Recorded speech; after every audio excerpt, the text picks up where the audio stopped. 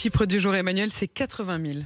Oui, 80 000 euros, c'est ce que coûte l'entretien d'un kilomètre d'autoroute chaque année en Espagne. Et pourtant, depuis 3 ans, le gouvernement socialiste de Pedro Sánchez ne cesse de reprendre le contrôle des kilomètres d'autoroute qui avaient été concédés au fil des années à des entreprises privées. Pedro Sánchez, c'est la concrétisation du rêve d'Arnaud Montebourg, qui nous a promis comme première mesure de renationaliser les autoroutes. Eh bien, c'est ce que fait le gouvernement espagnol depuis 3 ans. 1029 kilomètres renationalisés, 500 kilomètres rien qu'au 1er septembre, notamment l'autoroute AP7 qui est entre la frontière française et Barcelone, qu'empruntent beaucoup de touristes français. Ça fait des belles économies pour les automobilistes. Ah bah absolument, 1,4 milliard d'euros remis dans la poche des automobilistes. Parce qu'il n'y a plus de péage. Ah non, ils arrivent aux barrières de péage et on leur dit passez.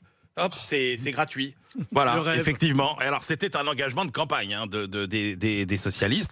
Et là, on a effectivement 750 millions supplémentaires à cause de cette décision du 1er septembre qui renationalise 500 C'est km. bien sympathique, mais qui va payer pour l'entretien? Eh ben, c'est ça le problème, parce que l'État espagnol a plutôt les poches vides, un pays qui a déjà 122% du PIB de dette publique. C'est pour ça quand même que la gratuité ne devrait pas durer. Alors, il y a plusieurs options de financement qui sont sur la table. Une vignette, c'est ce que fait la Suisse, par exemple, qui permet aux automobilistes d'emprunter l'ensemble du réseau autoroutier contre une redevance fixe. Autre possibilité, le paiement au kilomètre via un système de portique automatisé permettant de débiter directement le compte de l'utilisateur.